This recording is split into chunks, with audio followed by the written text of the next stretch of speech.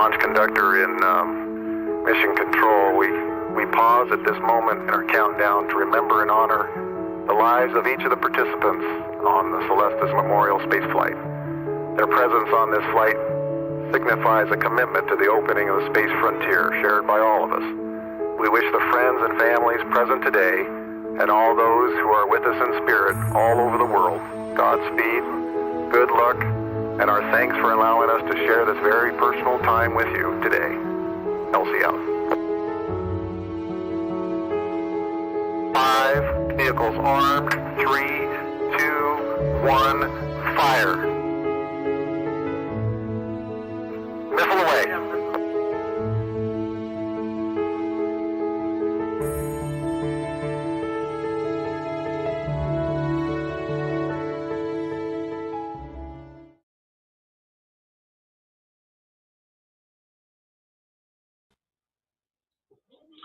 And good evening, everyone, and welcome to another Celestis Memorial Spaceflight mission update.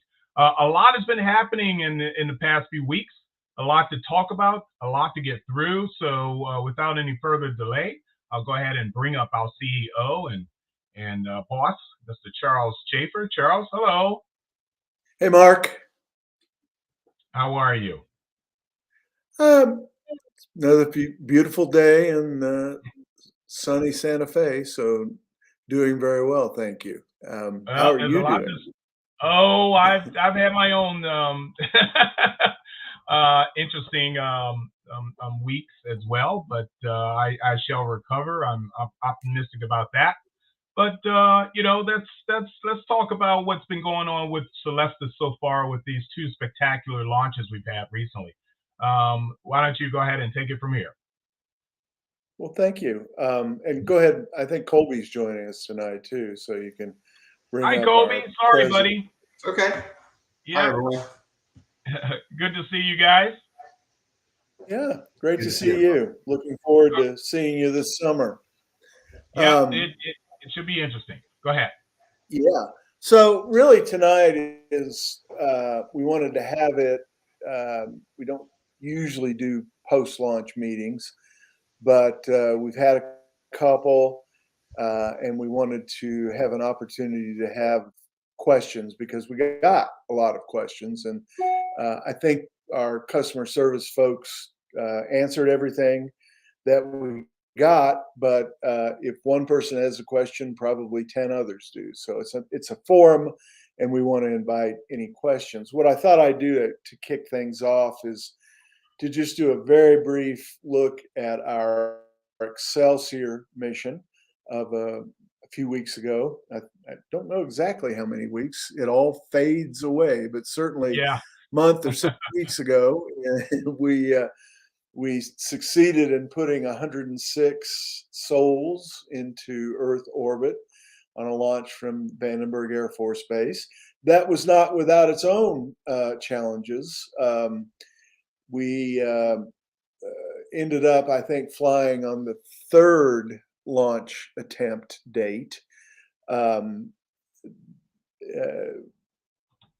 think the first one was a result of some of literally a traffic jam at Vandenberg Space Force Base, and then I think we had a weather one thrown in there, and then we also had a part that had to be changed on the Falcon 9 rocket, showing you the resilience of that rocket, being able to take it down, change a communication cable, re-erect it within a 24-hour period.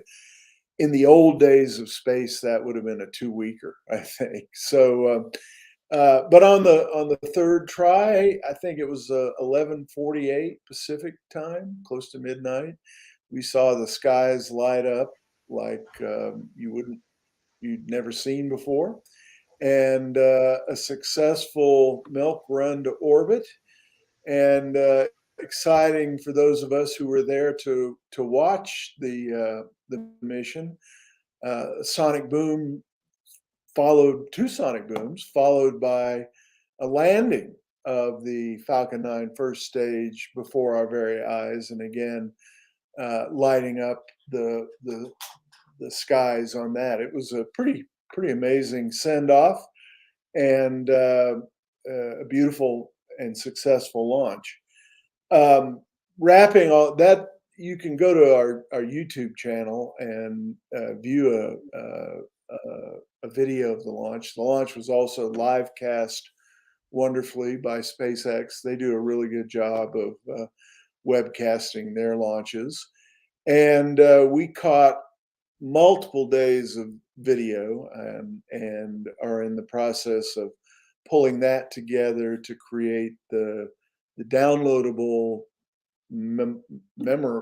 memorial or remembrance video of those events, which included a wonderful memorial service at Babcock Winery there in Lompoc, and very just a nice day. And Central California this time of the year, you may have seen some news articles about how it's just exploding in blossoms, and it was beautiful weather and a beautiful mission. We have the video to complete. We have the final tracking parameters to ascertain and to then load onto our website and load into the tracking devices that some people purchased. And then we have the final closeout of the mission that involves sending certification to the folks who flew and scattering the remaining ashes. And I'll say a couple times this point, we specifically require that people send us more cremated remains than is necessary to fly on the mission. And we do that in the unlikely case of a mission failure that we'll be able to honor our commitment in the contract to provide a complimentary reflight. That almost never happens. And as a result of that, we're always left with cremated remains in our vault after the mission. And our policy is to scatter those in accordance with all local customs and rules near the launch site, as near as we can reasonably do, as a final tribute to folks. So those are the elements that we're still working on for Excelsior, and we're charging away at that. We're wrapping that up, and we will have the mission closed officially, so that the only thing to do is to just watch the website and watch it orbit. We were a little bit unique on this mission. Well, not unique. No, it's how we get to orbit is one of couple ways. Where sometimes our capsules are integrated into a spacecraft. The most recent Ascension flight was that way. And a spacecraft is a satellite that's deployed from the main rocket into Earth orbit for our orbital missions.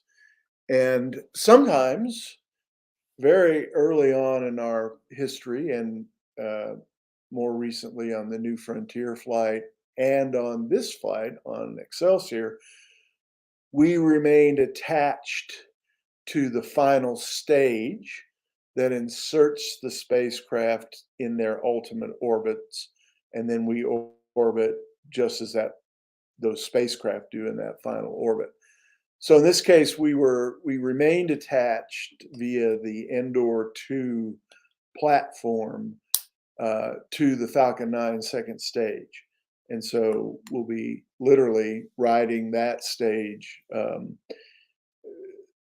I would estimate 3 to 5 years, but it could be more, it could be less, depending upon where the final orbit achieved, and also on solar storms, which we're having a bunch of this year. Those send energetic particles and cause the spacecraft orbits to degrade quicker. So there are a variety of factors, but you'll be able to track and watch our mission. So I think that's all I have to say on Excelsior. Colby, do you want to add anything? Any thoughts that you may have? Colby's on mute. Colby's on mute. Sorry about that. I have a Houston deluge happening outside my office, so I'm trying to save everyone the noise from the rain and lightning. But I do have something there's some questions for the Excelsior folks. Some are asking about the plaques. Those are in work. We expect those to be done probably somewhere in the next 2 to 3 weeks and shipped out. For the tracker, it's a little bit more complicated. We have to work through Space Force. We have to work through Maverick Space Systems, which is what the Endor 2 is attached to. We got to get a NORAD ID tracking number. So there's a lot that goes into it. I looked at our last orbital mission, which was the Ascension flight that flew in May of last year. And we were up and tracking by end of August. So 90 to 120 days, but we're going to try to push that obviously closer to 90 or less if we can. Great. Okay. The next mission is our most recent launch attempt, called the Aurora flight. And the Aurora flight launched a week ago today on a Monday morning at about 10:45 a.m. Mountain Time. The launch started normally, flew for about 300 feet, roughly, and disassembled, deconstructed. Don't know exactly yet what the cause is. The good news is that Up Aerospace and Spaceport America were able to recover literally almost all of the rocket, and most importantly, the payloads that were aboard the rocket. The case of the Celestis payload of 120 folks, DNA and cremated remains, as well as some memorial things that were being flown. That was also recovered and is in safe hands. In the immediate aftermath of the launch, the rush, what I think of as the rush for clickbait or the rush for eyeballs, there were a few media reports that then increased to several that said the capsules blew up. And that's a really catchy headline. NASA Apollo Astronaut just lacks being true. Other than that, perfect. No, nobody's capsule blew up. What we remind our friends around the world is just pay attention to us for news about what happens with our missions. We are accurate, transparent, and as quick as we can be. And I know I know from the emails, I know people want to know immediately, why didn't you tell, just to put a little bit of first of all, you see what happens when people tell things immediately, they get it wrong. Secondly, we're out there in the middle of the journey of death, Jornada del Muerto desert, where it's fair to say you can't get there from here other than to attend a launch. So, and bandwidth is a little bit limited. Plus, we had a number of guests that we wanted to gather and get back to the launch. So for those of you that were, and very few who were disappointed that we did not immediately contact you, we did that day, and we got it right. So I will say, I'd rather be that way. Nevertheless, it was the first mission failure that Celestis has had in 15 years. Think about that. And I think that's a testament to us and also to the providers that we work with. I did have a number of people write in and say, how could you possibly choose Up Aerospace? And again, the answer is because they've done 17 missions. And I'm not sure. I think they may have had 2 failures over time. Highly reliable team, highly reliable rocket. 8 in a row for us prior to that, and so we're ready to fly with them. And I know everyone's going, when. We're on the next Up rocket in a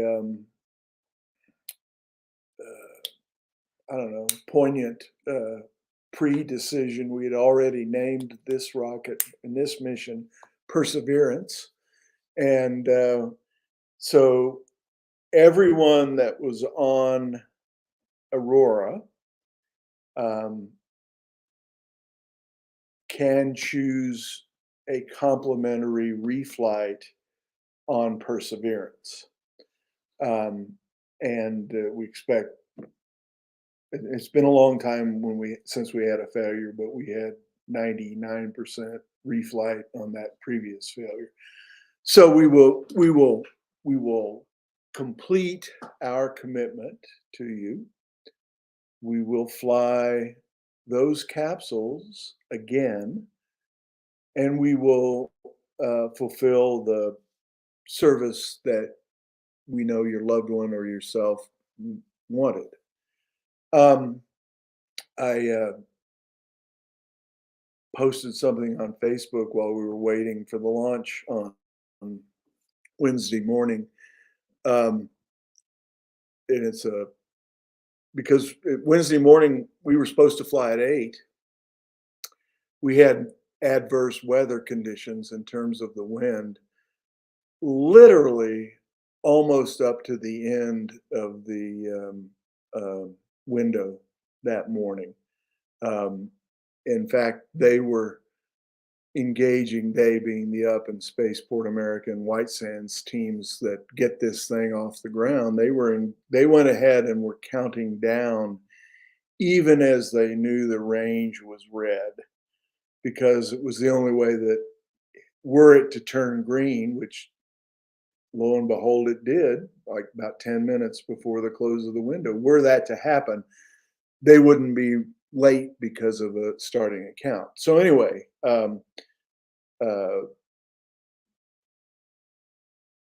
the recovery of the payload occurred the same day. What Up is now doing is Up and Spaceport America, excuse me, are conducting a what happened investigation. There are some very strong indicators. I'm not going to discuss them here because they're only indicators, and we try really hard to only provide real information. Some strong indicators that it's not going to be a big issue to fix. And I've heard today from Up Aerospace that, yay, verily, we have a spot on the next flight to refly. We don't know when that will be, but certainly you can pay attention to all of our social channels. You can look at our website. You will receive emails from us the moment that we know when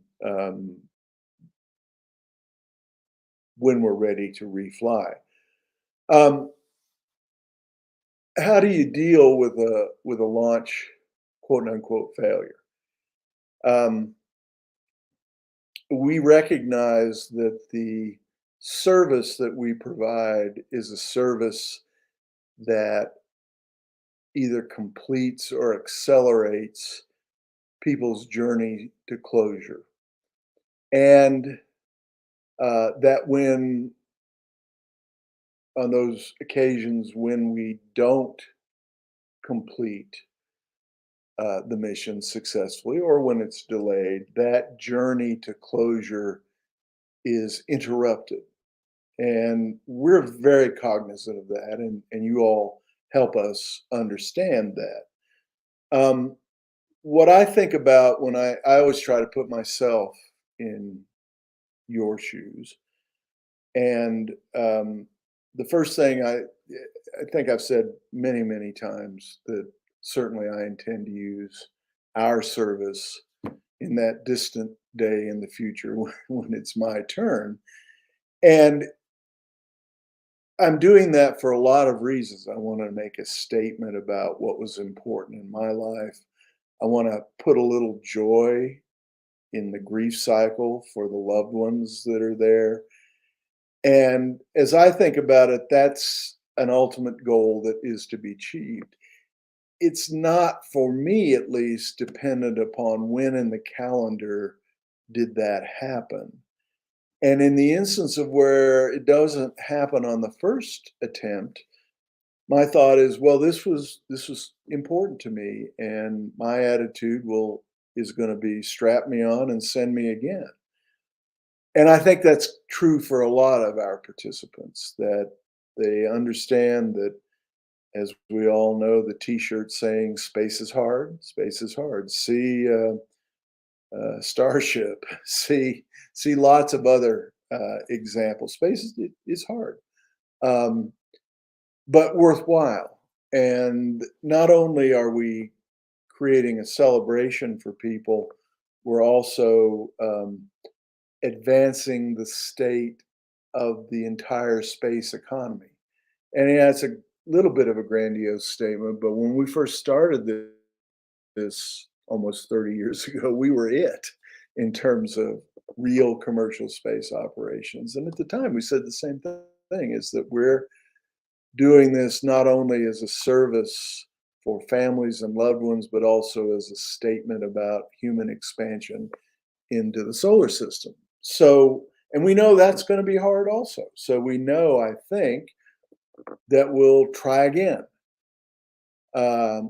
when, in those, again, rare instances, every 15 years or so, when we have to.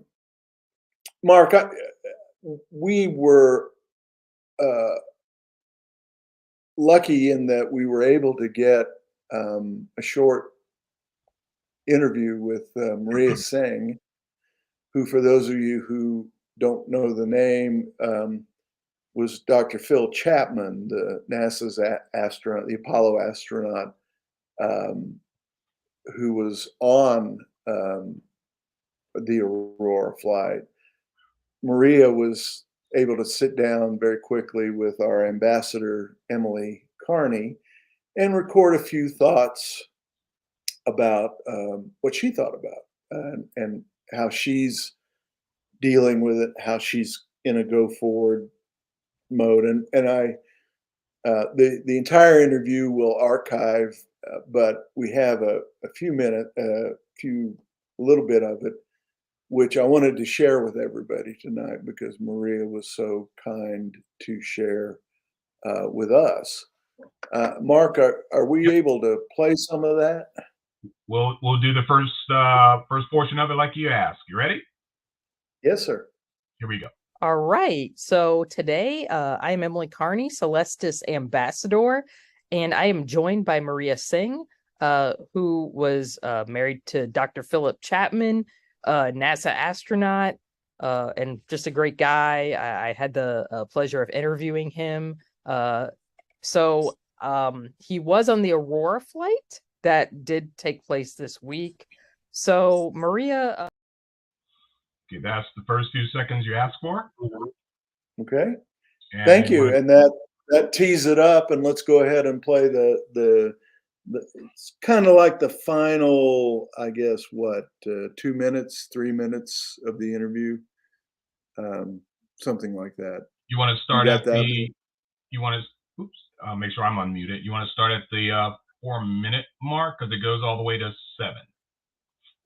Yeah, I think it's Hey, 4:45 so today is where I I'm want you to start. Okay. Say that time stamp again. 4, 5, excuse me, 4:45. 4:45. Okay. Oop, oop, a little too far. It gets complicated. setback and how to cope with it. Do you have any advice or words of wisdom to others who are going through the same thing? So it's not words of wisdom. What I say is we are all getting a bonus in the form of an authentic NASA experience. Most launches now take off. We've already had 2 of them. Just run it all the way through. Yeah, looks like it snagged a bit there. Okay, sorry. Others who are going through the same thing. So it's not words of wisdom. What I say is we are all getting a bonus in the form of an authentic NASA experience. Most launches now take off. We've already had 2 of them. And to have this, as they call, the form of an authentic NASA experience. Most launches now take off. We've already had 2 of them. And to have this, as they call, the euphemism anomaly, is actually the least bad thing that can happen. So we can complain, and of course we all feel sorry, but think of it as an authentic launch experience. Yeah.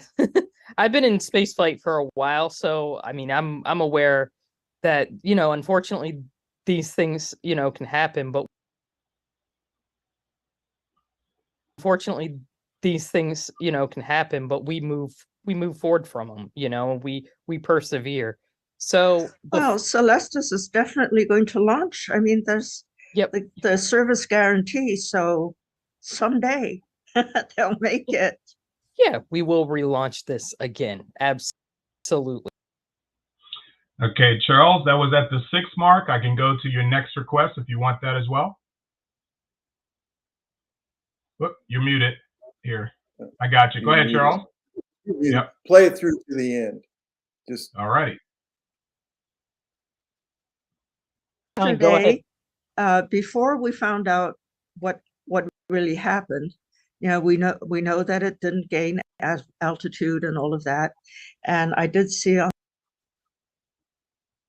So my stepson, Phil's son, called me up.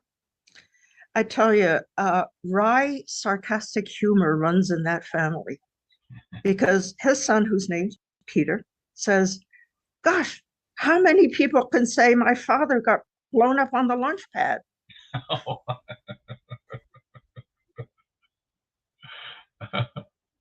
Says, "Gosh, how many people can say my father got blown up on the launch pad?" So that was his attitude. Yeah, that's dark humor, but yeah, having known Phil a little bit, that was his sense of humor to some degree. So yeah. So the in good news today I'm recording this on Wednesday, May the 3rd. So means we can refly them on the next Earthrise mission, which I believe is Perseverance. So are you excited about having Phil's capsule reflown, and ultimately it's coming back to you? I'm very lucky in that Hey, Marc. And ultimately it's coming back to you. flights. Go ahead. Go ahead, Let's Charles. go ahead and it's a little too jumpy. I think we have the Okay. general sense that Okay. everybody was ready for a reflight, and Maria is a strong supporter of Celestis. So we will be announcing the reflight, and as I said, no astronauts blew up on the launch pad. So it's a good example of her relative listening to what the news said rather than what we said. But we'll be back. We hope everybody will attend that can. And one of the things that I learned, and for all of you that are waiting, yes, I'll get to Enterprise and Tranquility in just a moment. I know I see a lot of people asking about that. But I was going to say one of the couple of things that we learned from this mission that I want to pass on to people is, first of all, build your travel plans flexibly. We can't we can't say that too many times. Even today, I'm getting emails from people around the world saying, I've just purchased non-refundable tickets to come to your launch in June, July. Don't. We everything that we send out, everything that we have where we're communicating about the missions, when you're registering for the event, don't do that. Understand that it's a launch, it's a space launch. Turn it into a week vacation. Or say, look, let me put it this way: if you come thinking I'm going to be hugely disappointed if it doesn't fly on the exact first day of the launch window, I would say don't make the effort to come, because yes, many of our missions go right on schedule. But as you've just seen in both the case of Excelsior and Aurora, there had to be some movement, even when people were there. Launches can be delayed on the launch pad. We have nothing to do with that. We have no role in that. All we can do is communicate to you if you plan to attend, and it's unbelievable experience to attend any rocket launch. But if it's your husband or your mom or your sisters, it's all the more stunning and amazing and fulfilling to see it live. So it is worth the effort. But don't play by a set of rules that aren't germane to the game that's going on. And by that, I mean, don't just assume it's going to be on that day. So I have my non-refundable ticket home the next day. And don't you dare tell me that there's a launch delay, because please don't do that, because I don't like to be in the mix when people get disappointed because launches have adjusted. And that's what they do. They all do that. Sometimes you get perfect and you go through and you have no delays the entire 3 months before the launch and it goes right on time. That is a rarity. That is not standard operating procedure. So that's really the first thing that I learned, again, is that we need to do a better job, and you all need to do a better job listening to us about making your arrangements for travel. We're there. We meet you there. We squire you around. We make sure you have a good experience. We stay or return to where the missions are going, but we cannot affect the weather, technical issues, stray boats in the recovery zone, any number of aspects that we have no control over. And they ain't going to fly it if it doesn't meet all of the criteria for flight. That's really the main thing. And I want to say that as we segue now into, well, Colby, did you have anything you wanted to add about the Aurora flight? And then we'll go to Tranquility and Enterprise. You're once again on mute. He's still muted. Yep. Sorry, guys. I'm not used to living on mute. So yeah, I do real quick. Patricia Ennig has a question, and maybe some other folks that have ordered frames. We're going to be reaching out to you. We are going to frame the Aurora flight because it was a flight, so it's going up in a plaque in our office. If you ordered a frame, you're going to have an option. You can keep your Aurora frame. You're still going to your loved one's still going to be flying on Perseverance. I think that was another question that Patricia had. We are closing the books on Aurora. The next Earth orbit flight will be the Perseverance flight. We'll be sending out an email this week to all of the primaries on the Aurora flight. That email is going to ask, do you want your loved one to go to the Perseverance flight? As I've spoken just about most of you, the answer is yes. So you're going to click on that button and you're going to move to the Perseverance flight. If you don't want your frame, if you ordered an Aurora frame and you don't want it and you want a Perseverance frame, please let us know. That will automatically roll over. So that's how we're going to handle that. You can keep your Aurora frame or you can roll it over to the Perseverance. And if you don't contact us, we're going to be contacting you to ask you that question. So we'll be following up on that. That's all I've got for the Aurora flight. That's a great reminder. Thank you. Yeah. Okay. Let's move on to Tranquility and Enterprise. What I can tell you is that ULA is still finishing up their investigation. Now, what I mean by that is we were marching on down the road to launch on May 4th, 4 days ago. And there are several, what am I thinking of? Several marker points on the road to flight.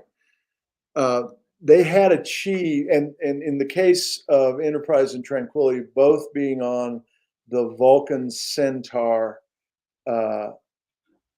CERT-1 mission, Vulcan Centaur 6 CERT-1 mission, both the Vulcan first stage, Centaur second stage, were undergoing their preparations and tests. Again, remember, this is a new rocket, the Vulcan. And the Centaur 6 is a first-time flight of the 6.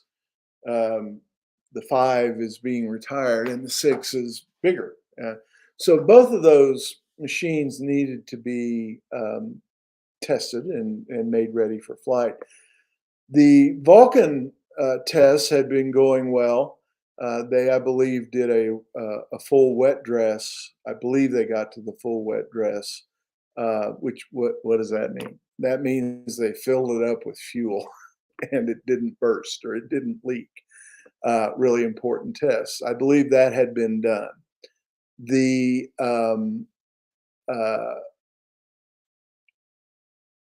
Centaur was undergoing separate set of tests in Alabama.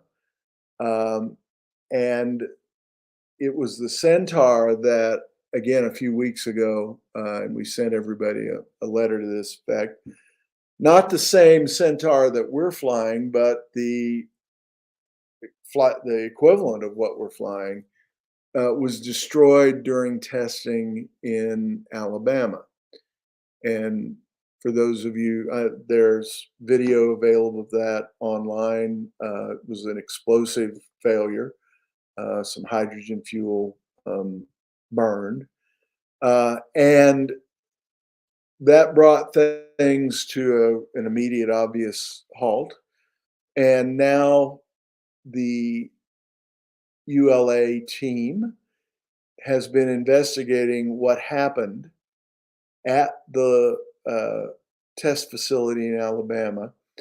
And I believe they've come to their preliminary conclusions.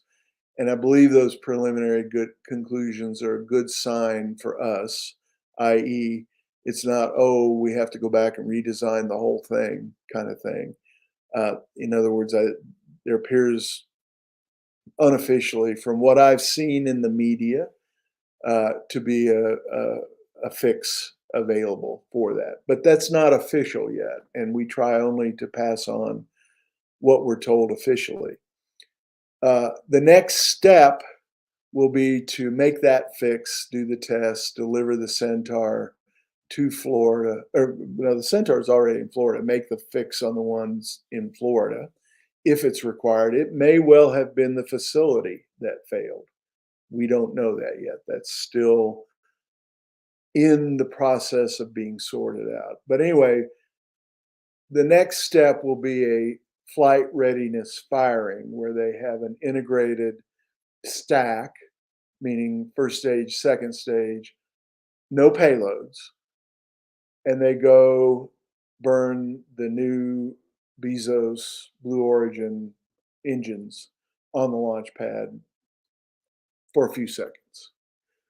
And that flight readiness firing will be the point at which a official launch date hopefully is set. If the flight readiness firing succeeds, they'll proceed to a launch. Obviously, if there's a hiccup, doesn't go full time, whatever, that'll send it in a different direction. The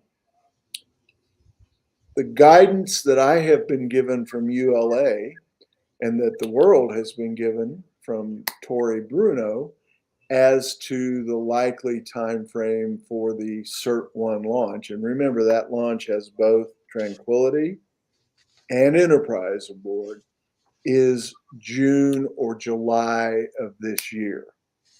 So not too far.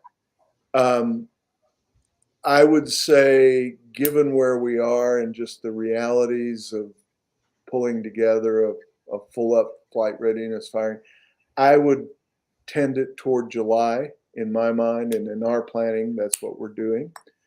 But remember, a couple things got to go right that before all that can happen, and that's verifying that we have a good Centaur 6, doing a full up flight test on the pad. All of that has to occur before we'll know the exact launch date. But I speak with ULA every week, and they're very upbeat. They're proceeding like we are to a launch, most likely in July, could be June. If it's June, it'll be late June. And that's what I can say about both of those missions. As always, our order of battle is whenever we get a launch date from a service provider, and that's the only launch dates that we use.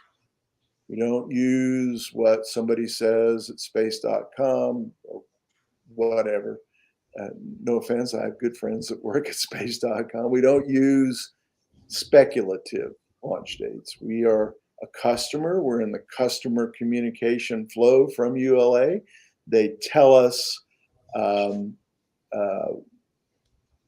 what they're prepared to have us tell you. First thing we always post it on is our main website, Celestis.com. Simultaneously, it will be posted on the Tranquility and Enterprise event pages, events.celestis.com/tranquility or /enterprise. At about the same time, because we are human beings and can only multitask in so many ways, we will send an email to the primary contacts of each participant on board. That's, again, a contractual commitment that we have. to keep the person that signed the contract or who designates someone else as the primary contact informed. The primary contact's role in all this is to tell everybody else that wants to know, when is Uncle Johnny going to go up. We rely first on the primary to either tell them or to ask them to tell those folks to register with us for mission updates. You can go to our website, you can click a box, register me for mission updates. You can pick the mission, and you will get the same email as the primary contact. We don't really have any other way. And of course, it will be released in the media and all of our social platforms and everywhere else. But we can't divine how many family members you have who want to know this and send them an email. We aren't that good. We can't know that unless those folks get on our list. And when they're on our list, we communicate with everyone. And so that's how we'll communicate as we get nearer, and that will hopefully be fairly soon. Again, there are a lot of reasons to be optimistic that this flight's going to occur very quickly. Question came up, I saw, about windows during those months. I do not know those windows. Why is it important that we know the window? Because the primary purpose of the CERT-1 mission is to prove the rocket works. The second primary purpose is to land the astrobotic lunar lander, also known as the Celestis Tranquility flight, on the surface of the moon.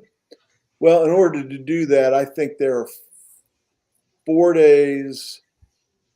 I don't know the lunar phases, I'm sorry, but I think there's twice a month when there's 4 days that everything lines up so that you can launch the rocket in the correct direction of the moon and have astrobotic encounter the moon.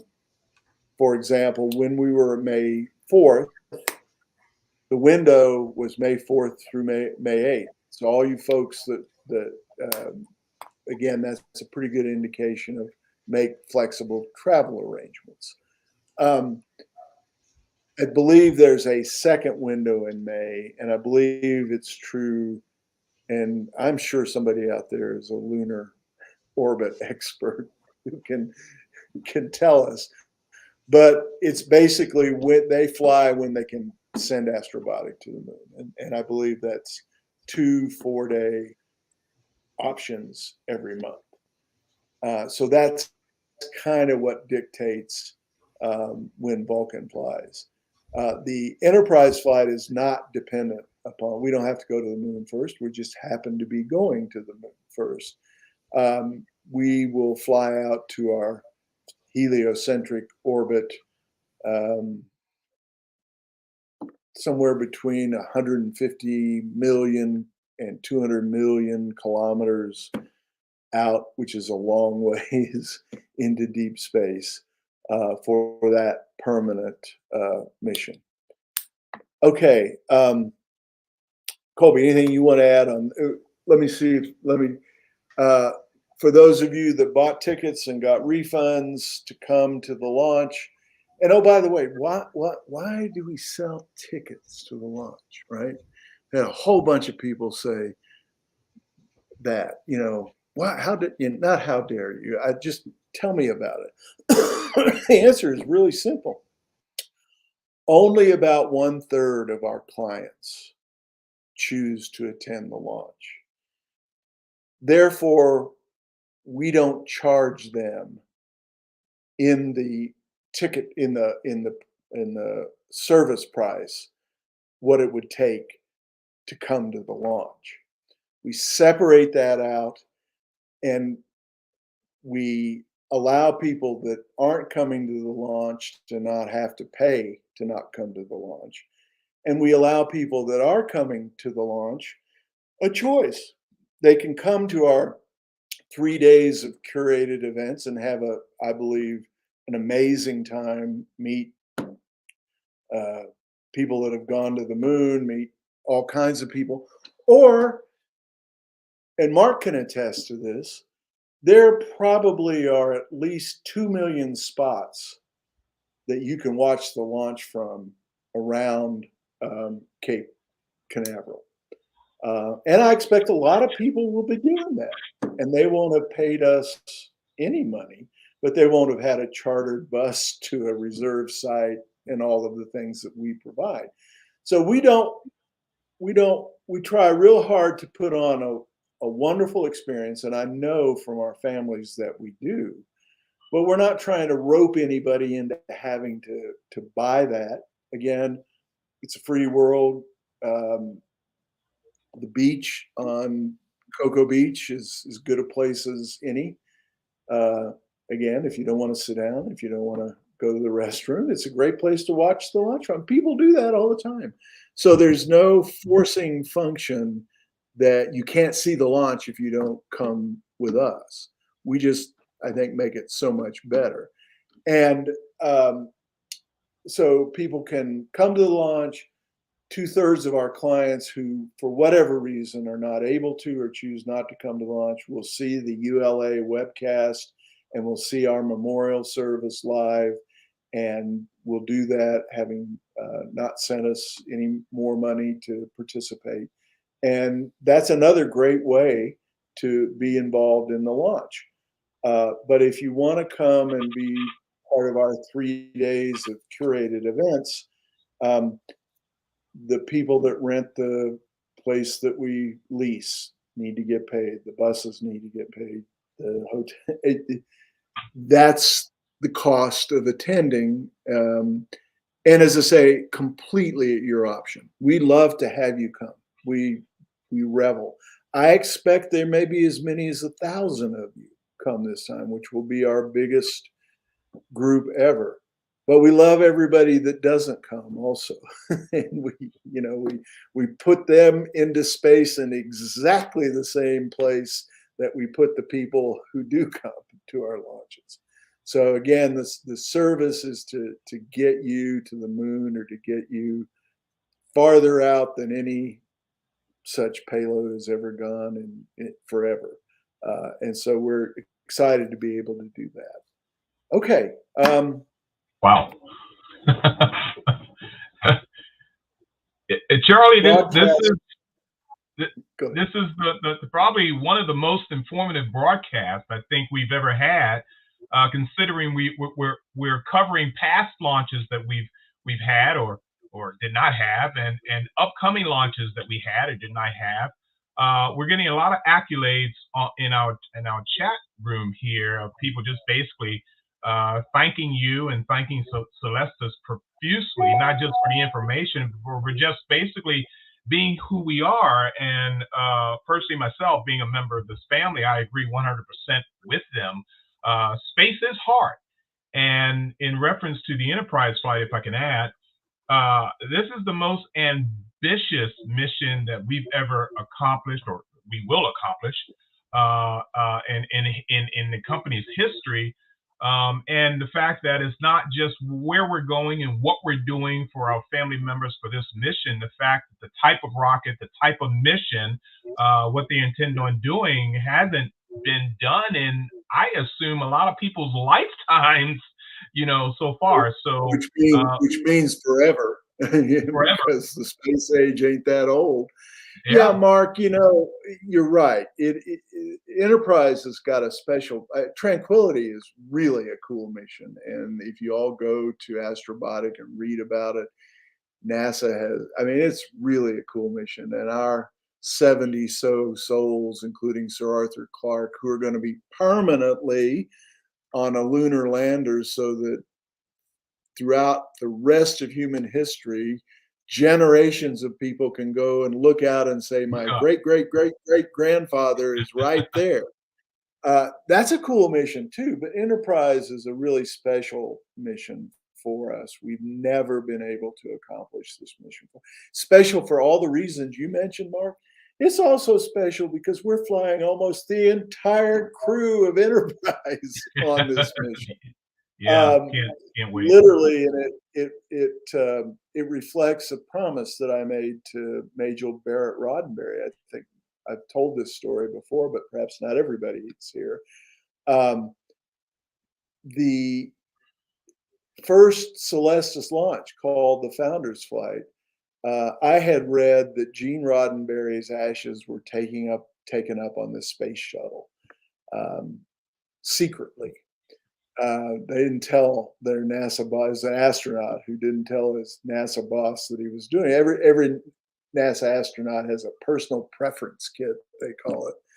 So you can read the story. Anyway, Roddenberry had flown before, and I thought, well, let's just make it a legitimate deal. So I approached Major. I did not know Major, but a friend, Lori Garver, who went on to be the number 2 at NASA, but at the time was at the National Space Society. Major was on her board, so I went to my friend Lori and said, "Can you help me meet Major? I'd like to offer a flight to Gene Roddenberry." I obviously was a huge fan. I'd had lunch at the Four Georges restaurant in Georgetown with Gene Roddenberry and Jesko von Puttkamer on the day 3 Mile Island melted down. So it was a really memorable meeting of Gene Roddenberry that I had. I wanted to honor him as best I could. And Major, after checking us out through Deke Slayton's widow, these guys real, all that kind of stuff, agreed to let us fly Gene Roddenberry. And she actually attended the send-off. We were flying Mr. Roddenberry and Timothy Leary and 22 others out of Spain, the Canary Islands, but we had a send-off at Vandenberg Air Force Base because it was an air-launched rocket, and the airplane flew the rocket over to Madrid first. Major came to that, and I was delighted to meet her. Wonderful human being. And she said, "Now, Charlie, I'm happy you're flying Gene, but I want you to make me a deal." And she said, "I want you to promise me that when my time comes, that you will save some of Gene and you will fly the 2 of us together into deep space."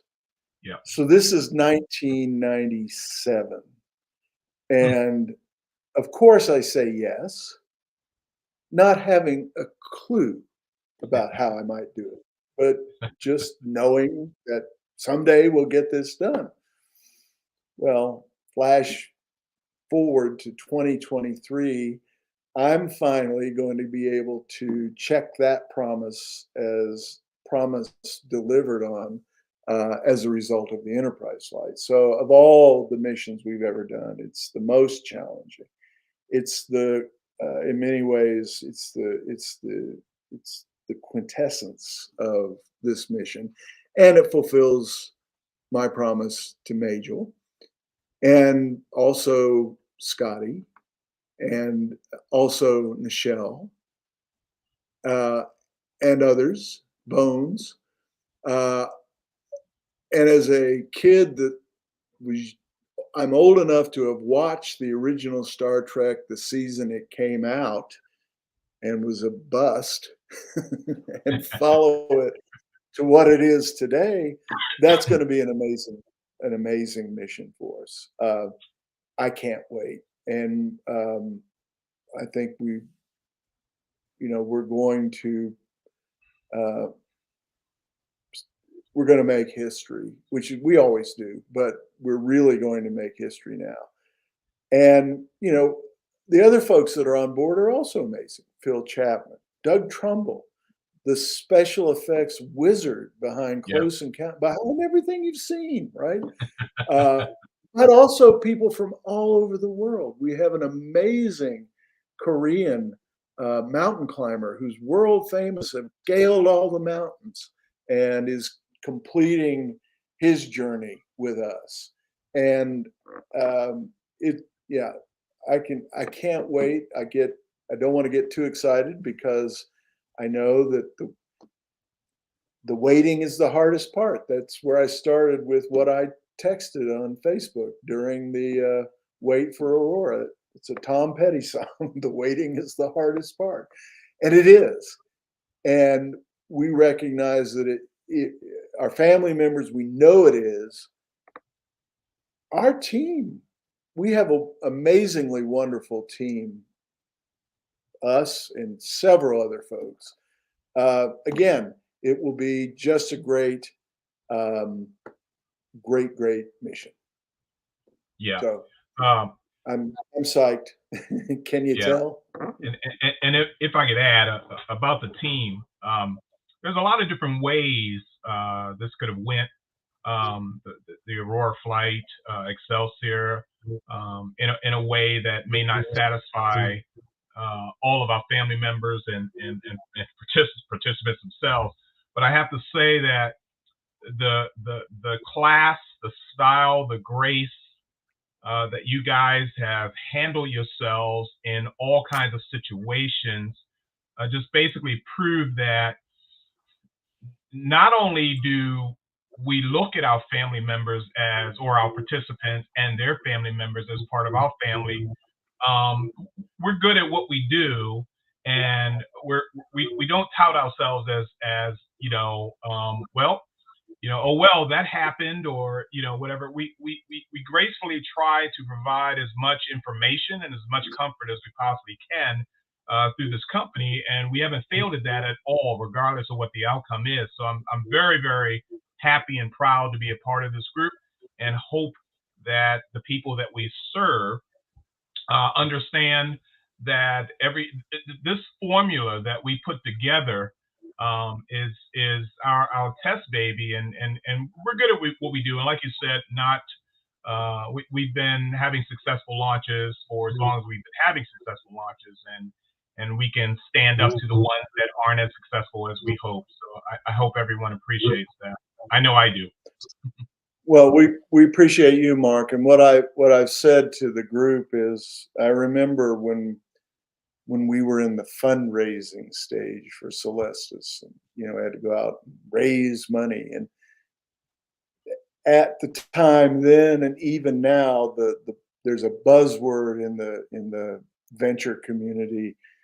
What's your secret sauce, right? And what distinguishes you in the marketplace?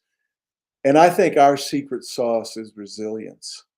I think it's true for ourselves. I think it's true for our customers. They get it. They understand that what we do is not, you just don't go down to the local shopping mall and do it.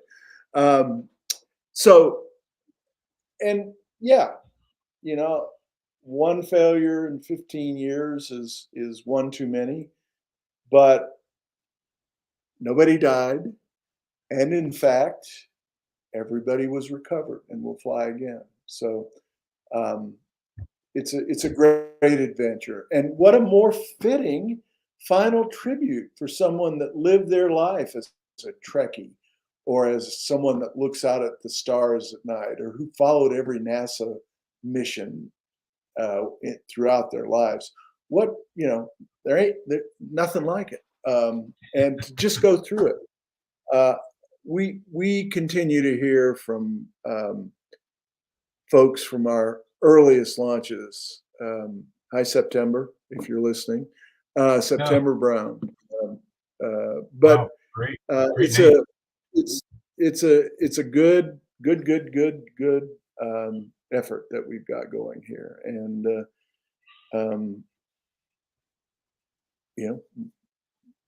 we're going. What can I say? Yeah.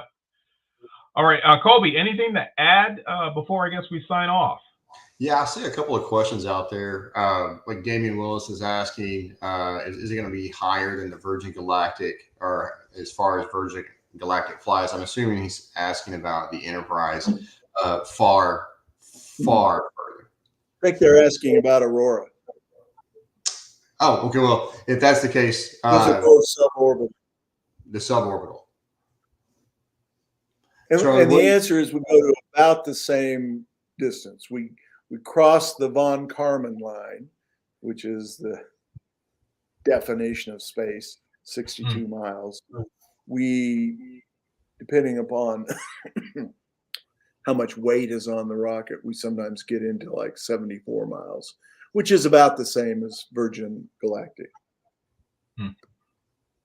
Okay. There were a couple other questions. Missy Ray asked about her Enterprise ticket, and there was another Enterprise ticket. Yes, if you purchased a ticket for the Enterprise or Tranquility flights, those are still going to be good.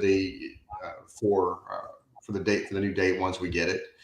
Someone asked if there's a way that ULA can set the window, and the answer to that is not yet. They have not told us a window yet. As it gets closer and they go through their investigation, we'll get that window.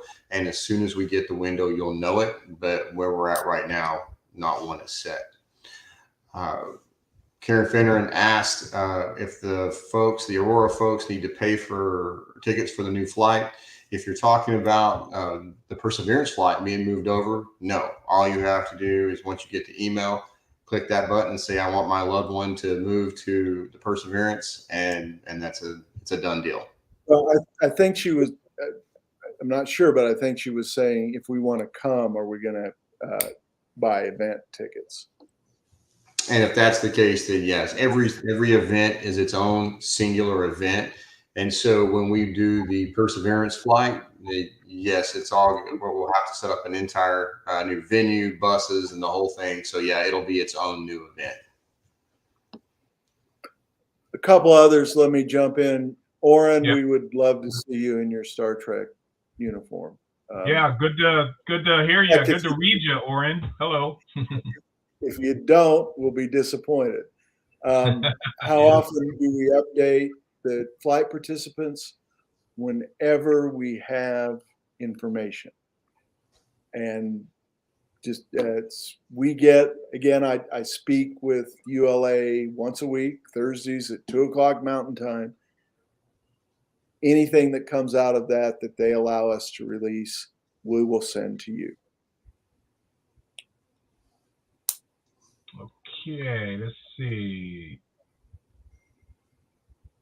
I think everything that is being asked again, we've covered in this. Remember, everyone, you can rewatch this broadcast at any time and fast forward.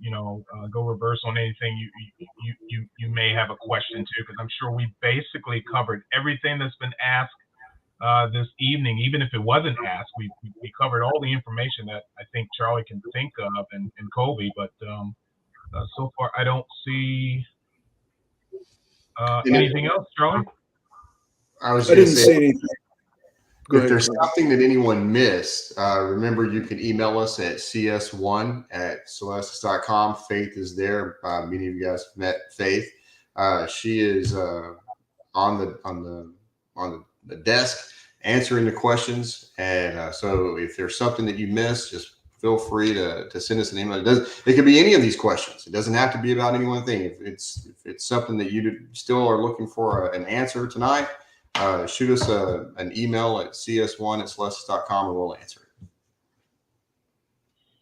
Okay. Yeah. Well, this is great. We will keep you informed of all of our future mission updates that we broadcast. And of course, like I said, you can pass this on to your family members if they weren't able to see this live. They can go ahead and rewatch this at any time. Okay. I think that's something for our crew to answer later off broadcast. Charlie, just give me the clearance to go, and we will go. I think we've accomplished what I wanted to. It's great to have all you all come today, and I think we now can officially sign off. Mark, thank you. Thank you, Colby. Hey, everyone. Thank you, Colby. Thank you so much. Watching the memorial services, reminding people that you can go to our YouTube channel and watch any of the memorial service to get an idea of how things are executed prior to a launch. It's really interesting to see that. But in the meantime, we're going to sign off right now. We'll talk to you guys again real soon. And thank you so much for attending this mission update. We appreciate it. Thank you so much.